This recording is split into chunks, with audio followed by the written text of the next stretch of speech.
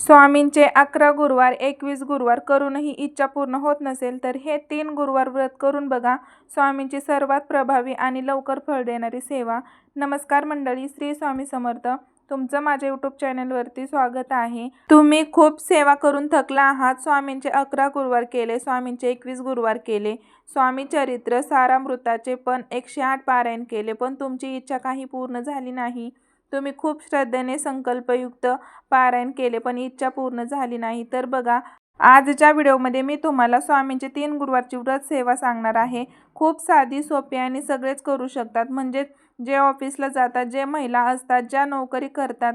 स्वामींचे 21 गुरुवार किंवा 11 गुरुवार शक्य होत नाही, कारण सेवेला 1.5 ते 2 तास लागतं. पण या 3 गुरुवारची सेवा खूप साधी, सोपी आहे. ती कशी करायची ते मी तुम्हाला सांगणार आहे. आणि अतिशय फलदायी सेवा आहे. खूप भक्तांना या सेवेचा अनुभव आलेला आहे.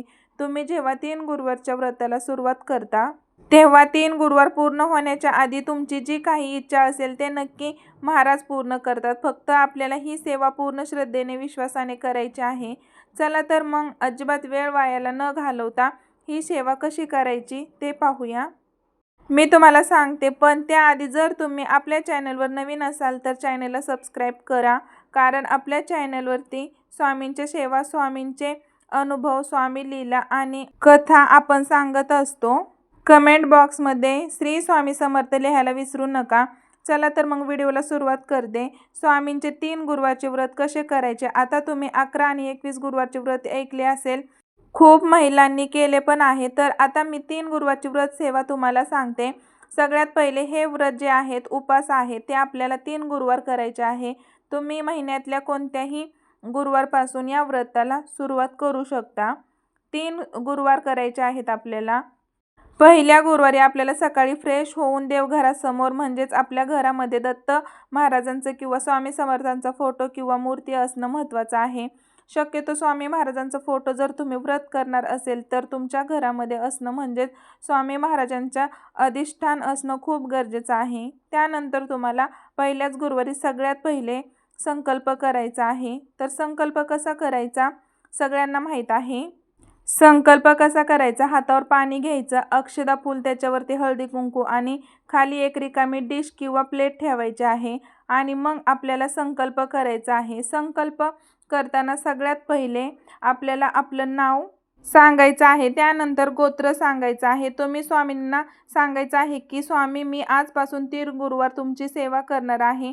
आणि त्यानंतर तुमची जी कोणती इच्छा असेल ती सांगायची आहे. आणि स्वामींना विनंती करायची आहे, स्वामी, माझी ही 3 गुरुवार व्रत सेवा माझ्याकडून निर्विघ्नपणे पार पडू द्या. असं संकल्प करून आपल्या हातातलं पाणी, अक्षदा आणि फूल खालच्या डिशमध्ये टाकायचं आहे. डिशमधलं जे काही पाणी असेल ते तुळशीला न टाकता तुम्ही इतर कोणत्याही झाडाला टाकू शकता.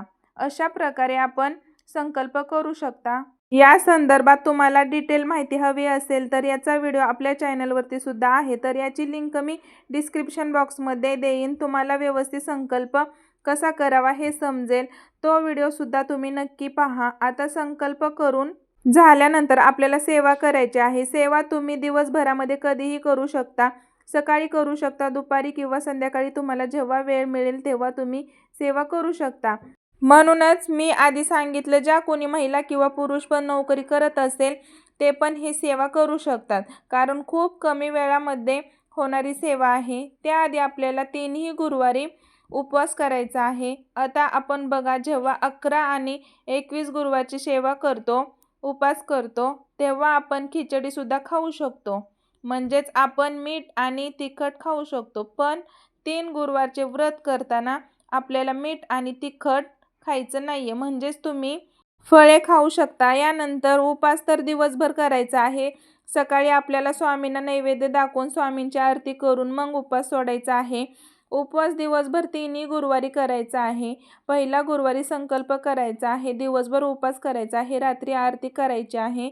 आता आरती कोणती करायची, तर पहिल्यांदा गणपती बाप्पाची आरती करा. त्यानंतर तुम्ही श्री गुरुदेव दत्तांची आरती करा. तुमच्याकडे स्वामी समर्थांची आरती असेल तर ती आरतीसुद्धा तुम्ही करू शकता किंवा म्हणू शकता. आणि स्वामींना नैवेद्य दाखवायचा, शुद्ध शाकाहारी जेवण स्वामींना नैवेद्य दाखवायचा. आणि मग आपल्याला आपला उपवास सोडायचा आहे। सेम दुसऱ्या गुरुवारी पण तसंच करायचं आहे, फक्त संकल्प हा पहिल्याच गुरुवारी करायचा आहे। दुसऱ्या गुरुवारी उपवास धरायचा आहे, फळ आहार करायचा आहे, संध्याकाळी आरती करायची आणि मग स्वामींना नैवेद्य दाखवून आपल्याला उपवास सोडायचा आहे।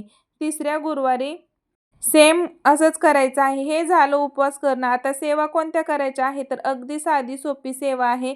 स्वामी चरित्र सारामृत प्रत्येक स्वामी भक्ताला माहीत आहे। प्रत्येक भक्ताकडे स्वामींचे सारामृत असेल आणि खूप जण त्याचं नित्यसेवेन पठण पण करतात। पण स्वामी चारित्र्य सारामृत पूर्ण वाचायचं आहे का, तर अजिबात नाही। आपल्याला 3 गुरुवारची सेवा करायची आहे।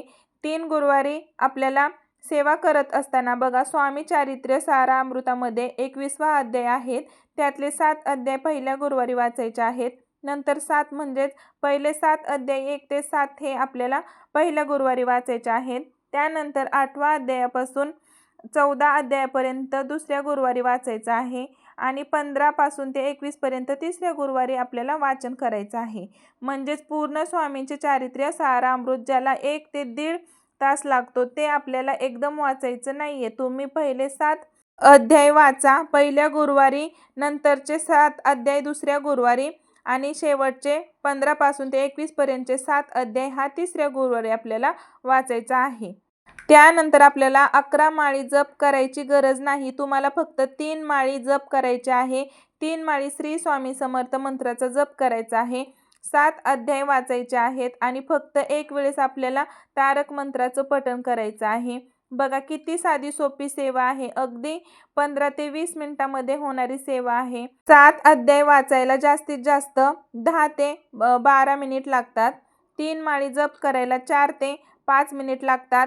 तारक मंत्र म्हणायला अगदी 2 मिनिट 15-20 मिनिटांमध्ये होणारी सेवा आहे। त्यामुळे हे ते 3 गुरुवारची व्रत सेवा आहे, हे कुणीही करू शकतं। पण आपल्याला या ज्या सेवा आहेत त्या आपल्याला घरीच करायच्या आहेत।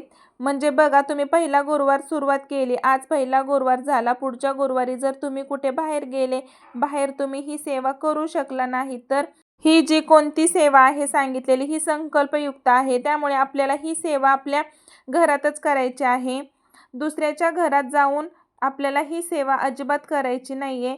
यानंतर या सेवेला काही नियम आहेत का, तर नियम असे काही नाही, विशिष्ट काही नाही। सगळ्यात महत्त्वाचा नियम जो प्रत्येक सेवेला लागू पडतो तो म्हणजे मांसाहार। 3 गुरुवारचे व्रत सुरू केल्यापासून ते उद्यापन होईपर्यंत आपल्याला मांसाहार करायचा नाहीये। त्यानंतर तुम्ही परान्न खाणं नंतर टाळलं तरीही चालेल, अतिशय उत्तम। जर तुम्ही बाहेर कुठे गेला असाल किंवा रूमवर राहत असाल तर काही प्रॉब्लेम नाही, पण एकच नियम आहे, तो म्हणजे मांसाहार कडकडीत बंद करायचा आहे। फक्त 3 गुरुवार मांसाहार बंद करायचा आहे, एवढा एकच नियम पाळला आणि सेवा कितीही सोप्या आहेत, 15 ते 20 मिनिटांमध्ये होणारी सेवा आहे। त्यामुळे उद्यापन कसं करायचं, उद्यापनाला पण खूप काही करायची गरज नाहीये।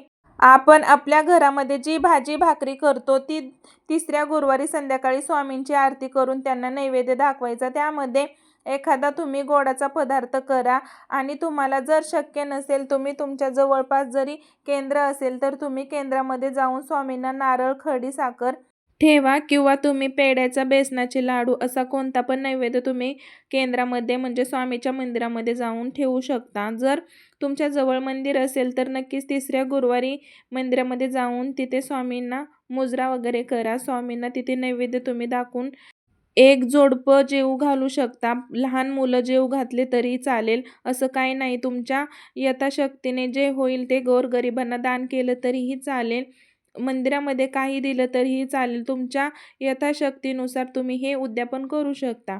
अगदी साधी सोपी सेवा आहे। 3 गुरुवारची नक्की खूप भक्तांनी ही सेवा केलेली आहे, त्यांना पहिल्या किंवा दुसऱ्या गुरुवारी अनुभव आलेला आहे। तुम्ही पण पूर्ण श्रद्धेने विश्वासाने सेवा करा, स्वामींवर पूर्ण विश्वास ठेवा। नक्कीच तुमची जी इच्छा आहे, जी काही अडचण असेल ती स्वामी महाराज लवकरात लवकर पूर्ण करतील। फक्त स्वामींवर विश्वास ठेवा आणि मनापासून सेवा करा। तर आजचा हा माहितीपूर्ण व्हिडिओ तुम्हाला आवडला असेल तर व्हिडिओला लाईक करा, शेअर करा आणि माझ्या यूट्यूब चॅनलला नवीन असाल तर सबस्क्राईब करा आणि कमेंटमध्ये श्री स्वामी समर्थ लिहायला विसरू नका. व्हिडिओ शेवटपर्यंत पाहिल्याबद्दल धन्यवाद मंडळी. श्री स्वामी समर्थ. भेटू आपण पुन्हा अशाच एका नवीन व्हिडिओमध्ये.